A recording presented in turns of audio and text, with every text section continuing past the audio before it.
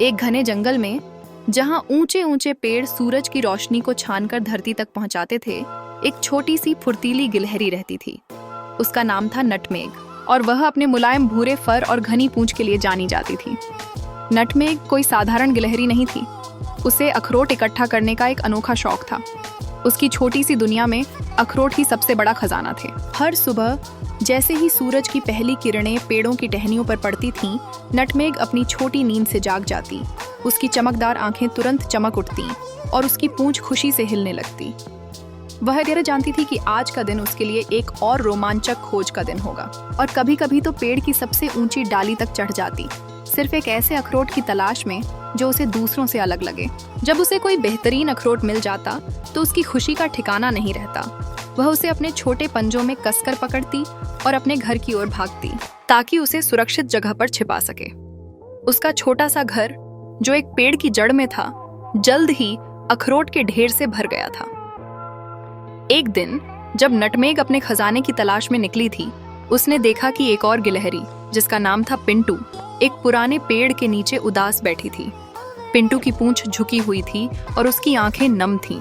Nutmeg ने कभी पिंटू को इतना उदास नहीं देखा था। नटमेग पहले तो हिचकिचाई, लेकिन फिर उसने सोचा कि शायद पिंटू को मदद की जरूरत है। मैं धीरे से पिंटू के पास गई। क्या हुआ पिंटू, तुम इतने उदास क्यों हो? उसने अपनी छोटी सी मीठी आवाज में पूछा। पिंटू ने सिर उठाया और धीमी आवाज में बोली, मुझे आज कोई भी अखरोट नहीं मिला। मुझे भूख लगी है और मेरी माँ भी भूखी होंगी। नटमेग को सुनकर दुख हुआ। उसने तुरंत अपने हाल ही में मिले सबसे बड़े और सबसे स्वादिष्ट अखरोट को देखा, जिसे उसने अभी तक अपने घर नहीं पहुंचाया था। यह उसका पसंदीदा था, लेकिन पिंटू की उदासी उसे बर्दाश्त नहीं हुई। बिना सोचे समझे नटमेग ने अपना कीमती अखरोट पिंटू की ओर बढ़ा दिया। ये लो पिंटू, नटमेग ने कहा, तुम इसे ले लो। मुझे यकीन है कि तुम्हें और अखरोट मिल जाएंगे। पिंटू ने हैरान होकर अखरोट को देखा, फिर नटमेग को। उसकी आंखों में चमक आ गई।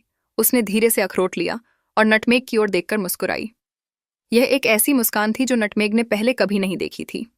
सच्ची, दिल को छू लेने वाली। धनवा की पिंटू की खुशी देखकर उसे अपने सबसे बड़े अखरोट को खोने का जरा भी दुख नहीं हुआ, बल्कि उसके दिल में एक अजीब सी गर्माहट और खुशी भर गई।